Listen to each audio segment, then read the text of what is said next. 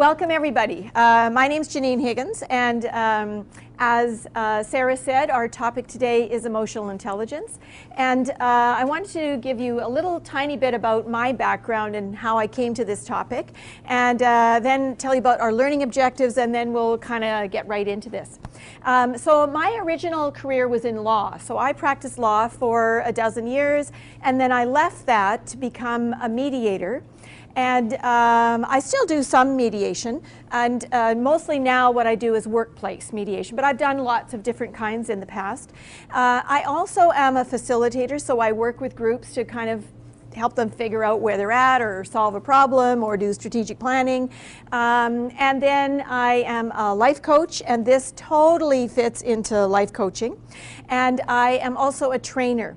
And as most of my training started off being in the management of conflict. And as I went through all of these things, people said, yeah, well, that's all great, but how do you do that? Like, how do you make yourself do that? And I realized that the secret of how you actually make yourself do the techniques that I taught in conflict management was emotional intelligence. So over the years, I've done a number of different readings around this. I then became certified really for more coaching purposes, I'd say, in the EQI 2.0, which is a way to assess 15 elements of emotional intelligence.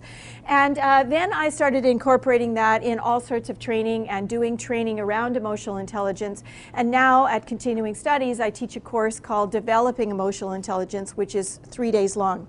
So we have 90 minutes. So you can imagine that, first of all, we're not going to cover 15 elements. And secondly, we're not going to go into any kind of depth. But what I did is I picked out what I thought were like the top topics, like the kind of most important things for you that would be most relevant for you at work, in your careers, and really in your lives generally. So that's kind of where we're at. As you'll see, the objectives that I designed the course around are to give you an understanding of your brain. Some of you have probably already taken a peek in the materials and saw a picture of a brain, and you probably thought, oh, really, anatomy? No. We're just going to do a little overview of that, because it absolutely relates to emotional intelligence. If you don't understand how your brain works, the rest doesn't make sense. We're going to talk about recognizing emotion, and I also want to stress emotions that give rise to anger. So as we'll talk about, anger itself is not an emotion. It's a secondary emotion that flows from something else, and the more you figure that out, the better off that you will be. The other thing we're going to talk about is strategies to regulate emotion. So it is very normal to feel emotion. It is not helpful to act emotionally or act out of emotion. So at work, for example, you could be quite upset, but it's completely not okay to slam your desk drawer or a door or, do in meetings. So in other words, we do need to find a way to regulate our emotions so that we're not acting unprofessionally. And furthermore, we want our brains in gear, but more about that later. One of the strategies I'm going to use as a metaphor, which is the light switch, a dimmer switch. Another one is we're going to go through a number of different strategies, some of which are fairly proactive, and you're going to have a table group discussion about those.